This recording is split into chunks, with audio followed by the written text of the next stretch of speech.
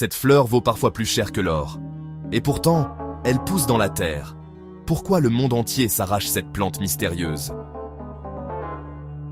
Ce que tu vas voir défie la logique de la nature. Aujourd'hui, dans Animaux mystérieux et étranges, nous nous aventurons bien au-delà du règne animal pour explorer une énigme botanique, un trésor qui captive l'humanité depuis des millénaires. Nous plongeons au cœur du mystère du safran, cette épice délicate et puissante, surnommée avec révérence l'or rouge. Son histoire est un tissu de légendes, de commerce et de science, et sa valeur dépasse parfois celle des métaux précieux. Mais qu'est-ce qui justifie un tel prestige? Qu'est-ce qui se cache derrière ces quelques filaments pourpres qui peuvent transformer un plat ordinaire en une expérience sensorielle inoubliable? La question fondamentale, celle qui brûle toutes les lèvres, est simple. Pourquoi le safran est-il, et de loin, l'épice la plus chère du monde? Nous allons décomposer son prix, centime par centime, pour comprendre la chaîne de valeur complexe qui s'étend du champ à votre cuisine. Nous verrons pourquoi il faut des dizaines de milliers de fleurs, cueillies à la main à l'aube, pour produire ne serait-ce que quelques grammes de cette précieuse poudre d'or. C'est une économie de la patience, un balai agricole où chaque geste compte et où le temps est un ingrédient essentiel. Mais le prix n'est que la partie visible de l'iceberg. Le véritable défi pour le consommateur est de naviguer dans un marché où l'authentique côtoie la contrefaçon. Comment éviter les arnaques? Comment distinguer le vrai safran, riche en arômes et en couleurs, des imitations inertes faites de pétales de cartame, de fils de maïs ou même de plastique teinté? Nous vous donnerons les clés, les tests simples et les astuces d'experts pour ne plus jamais vous faire avoir. Au cours de ce voyage, nous irons bien plus loin que ces questions initiales. Nous explorerons les secrets botaniques du Crocus sativus, une fleur stérile, un miracle de la nature qui ne peut se reproduire que grâce à l'intervention humaine, un clone cultivé et propagé depuis plus de 3500 ans.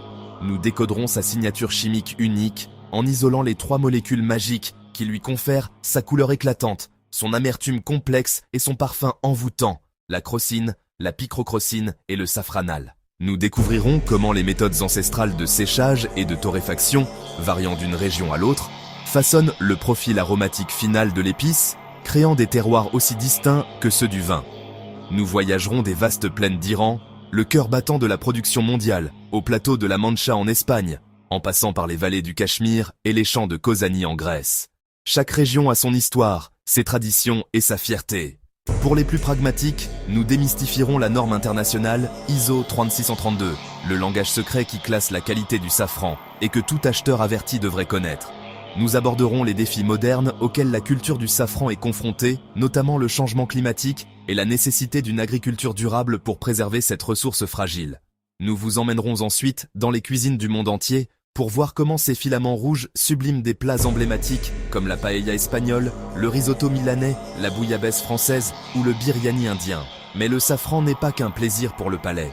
Nous examinerons les recherches scientifiques fascinantes qui explorent ses bienfaits potentiels sur la santé, de l'humeur à la vision, tout en soulignant l'importance de la prudence et de l'avis médical. Nous nous perdrons dans les mythes et les légendes, de la Grèce antique au rituel persan, pour comprendre la place symbolique qu'occupe l'or rouge dans l'imaginaire collectif.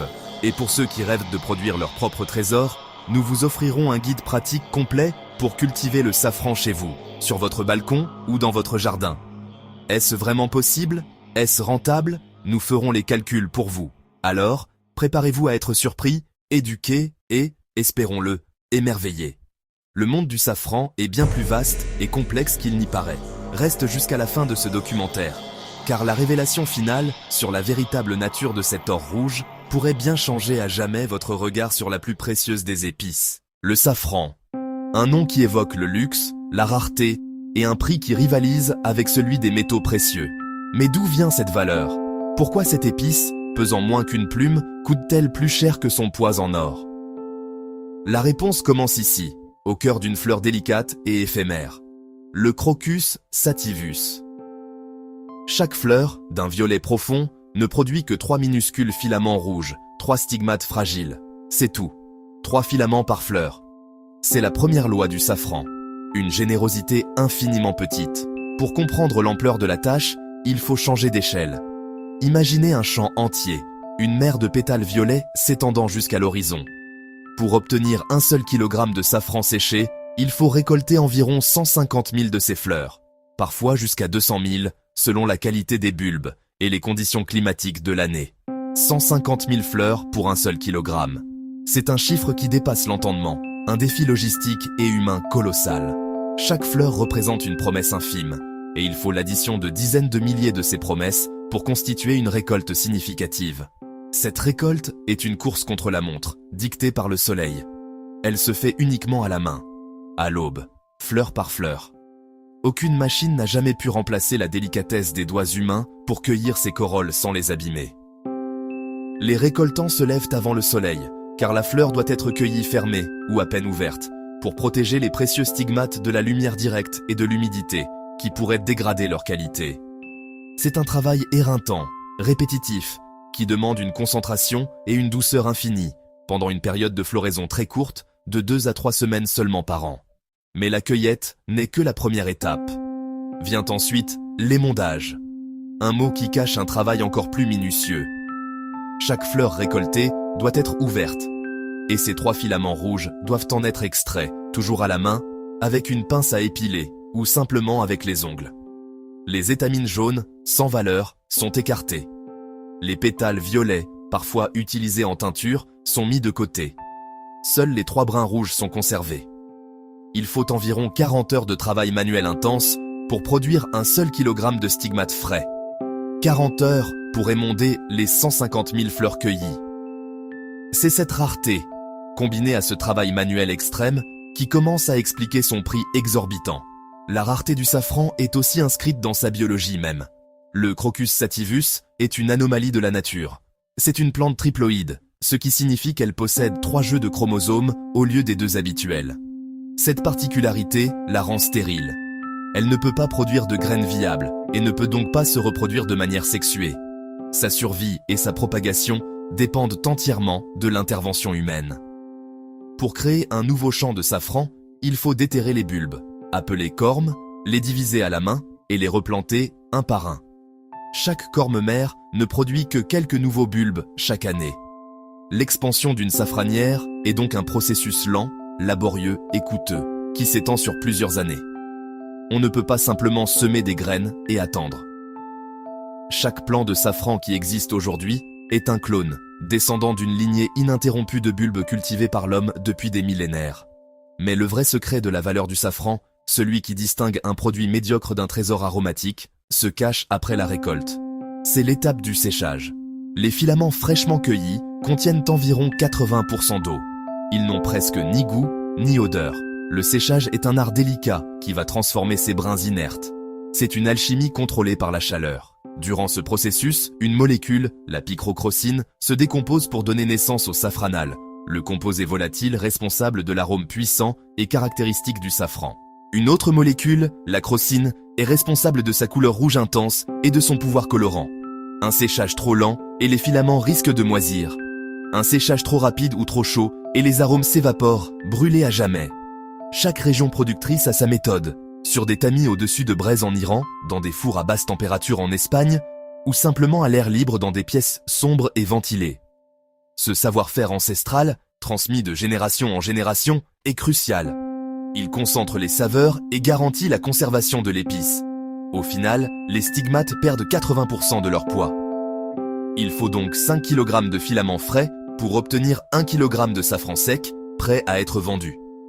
Cette qualité n'est pas subjective. Elle est mesurée scientifiquement par la norme internationale ISO 3632. Des tests en laboratoire, par spectrophotométrie, quantifient la concentration des 3 composés clés. La crocine pour le pouvoir colorant, la picrocrocine pour la saveur amère et le safranal pour l'arôme. En fonction de ces résultats, le safran est classé en différentes catégories, la catégorie I étant la plus haute qualité, avec les concentrations les plus élevées. Ce classement a un impact direct sur le prix. Un safran de catégorie I, souvent appelé Negin ou Sargol, en Iran, peut coûter 2 à 3 fois plus cher qu'un safran de catégorie inférieure. Acheter du safran, c'est donc aussi acheter une garantie de qualité, une certification qui a un coût. Le prix varie aussi énormément selon l'origine géographique. Plus de 90% de la production mondiale provient d'Iran, où le coût de la main-d'œuvre est plus bas, ce qui permet d'offrir des prix plus compétitifs. mais d'autres régions se distinguent par leur qualité et leur terroir. Le safran du Cachemire, en Inde, est réputé pour sa couleur très sombre et son arôme intense. En Espagne, l'appellation d'origine protégée, la mancha, garantit un safran de très haute qualité, séché selon des méthodes traditionnelles. La Grèce, avec son safran de Kozani, et le Maroc, avec celui de Taliouine, ont aussi des productions renommées. Chaque terroir, avec son climat, son sol et son savoir-faire unique, confère au safran des caractéristiques organoleptiques distinctes, créant ainsi un marché complexe où l'origine est un gage de typicité et un facteur de prix. Enfin, un prix aussi élevé attire inévitablement la fraude. Le safran est l'une des épices les plus frelatées au monde. Les contrefaçons sont nombreuses et parfois sophistiquées. On trouve des stigmates de cartame, des barbes de maïs ou même des fibres de viande séchées, le tout teint en rouge pour imiter l'apparence des vrais filaments. Parfois, le safran authentique est alourdi avec de l'huile, du miel ou de la glycérine pour augmenter son poids. La poudre de safran est encore plus facile à falsifier, souvent mélangée avec du curcuma, du paprika ou même de la brique pilée. Cette menace constante de la fraude oblige les producteurs et les distributeurs sérieux à investir dans des contrôles qualité rigoureux et des emballages scellés, ajoutant une couche de coûts supplémentaires pour garantir l'authenticité du produit au consommateur final. Ainsi, le prix du safran n'est pas un mystère, mais la somme de multiples contraintes. La biologie d'une fleur stérile, le travail harassant de centaines de milliers de gestes manuels, l'alchimie précise du séchage, la rigueur des normes internationales, la garantie d'une origine et d'un terroir, et la lutte permanente contre la fraude. Chaque filament est le fruit d'un processus long, fragile et incroyablement exigeant. C'est l'histoire d'un luxe qui ne vient pas de la matière elle-même, mais du temps, du soin et de la passion des hommes. C'est le prix de l'or rouge. L'émondage est l'étape cruciale. On retire manuellement les stigmates rouges. Un travail d'une précision chirurgicale. Une erreur? La qualité chute. Le prix aussi. Si tu aimes découvrir les secrets cachés de la nature, abonne-toi maintenant. L'Iran produit plus de 80% du safran mondial. Là-bas, la culture est traditionnelle, transmise de génération en génération. Images documentaires immersives, ambiance authentique. Le safran est l'une des épices les plus falsifiées au monde. Test simple. Plonge un filament dans l'eau froide. Vrai safran, colore lentement en jaune doré. Faux, colore immédiatement en rouge artificiel. Ne te fais plus piéger. Oui, tu peux cultiver du safran chez toi. Bulbe planté en été, floraison en automne, climat sec idéal. Mais attention, la patience est essentielle. Le vrai trésor, c'est le temps. Le safran est riche en antioxydants, utilisé depuis l'Antiquité pour améliorer l'humeur, favoriser le sommeil, soutenir la mémoire. Une fleur fragile, au pouvoir puissant. Nous voici au terme de notre voyage au cœur du safran. Nous avons parcouru les champs de fleurs mauves, senti le parfum délicat des stigmates fraîchement cueillis, et pesé, presque littéralement, la valeur de chaque filament. La question initiale demeure, plus pertinente que jamais. Le safran mérite-t-il vraiment son surnom d'or rouge?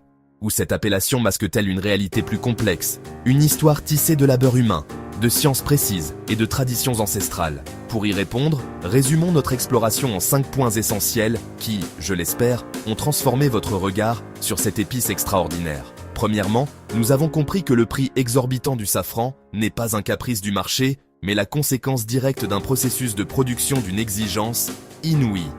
Rappelez-vous, il faut entre 150 000 et 200 000 fleurs de Crocus sativus pour produire un seul kilogramme de safran sec. Chaque fleur, qui ne s'épanouit que quelques jours par an, doit être cueillie à la main, à l'aube, avant que le soleil n'altère ses précieux arômes. Puis vient l'émondage, ce travail de patience et de précision où des mains expertes séparent délicatement les 3 stigmates rouges de chaque fleur. C'est un travail colossal, entièrement manuel, qui demande des centaines d'heures pour une récolte modeste. Ce n'est pas de la spéculation, c'est la juste rémunération d'un artisanat agricole qui défie la mécanisation moderne. Le prix du safran, c'est le prix de la main de l'homme. Deuxièmement, nous avons découvert que le safran est bien plus qu'un simple filament rouge. C'est un concentré de chimie complexe et fascinante. Nous avons identifié le trio moléculaire qui fait sa renommée. La crocine, qui lui donne sa couleur rubis intense et ses propriétés antioxydantes. La picrocrocine, responsable de son amertume caractéristique. Et le safranal, ce composé volatile qui enchante notre odorat et qui n'apparaît qu'après un séchage méticuleux. Ce processus de séchage, nous l'avons vu, est un art en soi. Qu'il soit réalisé sur des tamis au-dessus de braises en Iran ou dans des fours contrôlés en Espagne, chaque méthode influence le profil final de l'épice. Comprendre cette chimie, c'est comprendre comment libérer le plein potentiel du safran dans notre cuisine, en l'infusant correctement pour extraire la couleur de la crocine et préserver la fugacité du safranal. Troisièmement, notre enquête nous a rendu des consommateurs plus avertis.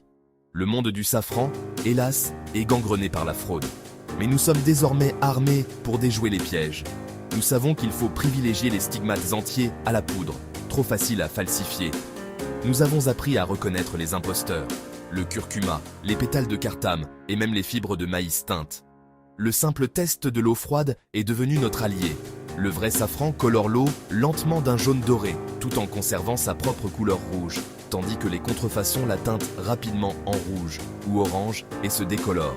Et pour une assurance maximale, nous savons qu'il existe une norme internationale, l'ISO 3632, qui classe le safran en différentes catégories selon sa concentration en crocine, picrocrocine et safranal. Un safran de catégorie I est un gage de qualité supérieure, une promesse de puissance aromatique et colorante. Quatrièmement, nous avons voyagé bien au-delà des champs de Khorasan en Iran, le géant mondial de la production. Nous avons exploré la richesse des terroirs du safran.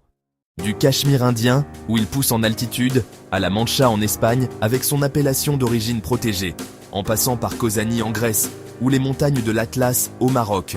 Chaque région, avec son climat, son sol et ses traditions, confère au safran des nuances uniques. Nous avons même vu qu'il était possible, avec de la patience et les bons conseils, de cultiver ses propres bulbes de Crocus sativus chez soi. Imaginez la fierté de récolter, émonder et sécher votre propre or rouge, même en quantité infime. Cette universalité, couplée à cette spécificité locale, fait du safran un véritable patrimoine mondial, une plante qui raconte l'histoire des civilisations qui l'ont adoptée. Enfin, cinquièmement, nous avons effleuré l'immense héritage culturel et médicinal du safran. Bien plus qu'un simple colorant ou un assaisonnement pour la paella et le risotto, il est un symbole. Dans l'Antiquité, il était pigment pour les artistes, parfum pour les rituels et remède pour les maux. Les recherches scientifiques modernes, bien que préliminaires, commencent à peine à valider certains de ses usages traditionnels, explorant ses effets potentiels sur l'humeur, le sommeil ou la vision. Il ne s'agit pas d'une panacée, et la prudence est de mise, mais cela nous rappelle que derrière l'épice se cache une plante médicinale respectée depuis des millénaires. De la mythologie grecque au festin persan, le safran a toujours été associé au sacré, à la célébration et au bien-être. Alors, pour revenir à notre question, or rouge? Oui, sans aucun doute. Mais pas seulement pour sa valeur marchande. C'est un or botanique, un trésor de complexité chimique. C'est un or artisanal, fruit d'un savoir-faire humain exceptionnel. C'est un or culturel, porteur d'histoire et de tradition. Le prix que nous payons n'est pas seulement pour quelques grammes d'une épice, mais pour une parcelle de cet héritage.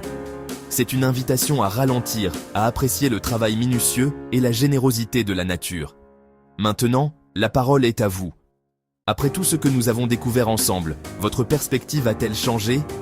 Dites-moi en commentaire. Considérant le travail, la science et l'histoire qu'il renferme, payeriez-vous ce prix pour le safran? Votre opinion est précieuse et lance le débat. Si ce voyage au cœur de l'or rouge vous a appris quelque chose, si vous avez été fasciné, surpris ou simplement éclairé, montrez votre soutien. C'est ce qui nous permet de continuer à explorer les mystères de notre monde. Abonnez-vous pour ne pas manquer notre prochaine enquête. Chaque vidéo est une nouvelle porte que nous ouvrons ensemble. Activez la cloche pour être le premier informé de nos découvertes. Partagez cette vidéo avec quelqu'un de curieux, quelqu'un qui apprécie les belles histoires et les savoirs cachés. Et en attendant notre prochain rendez-vous, je vous invite à regarder cette autre vidéo sur une plante tout aussi fascinante. Restez curieux, car notre prochaine aventure nous emmènera sur les côtes battues par les vents à la recherche d'un trésor encore plus secret, une énigme botanique que certains appellent l'épice bleue de mer.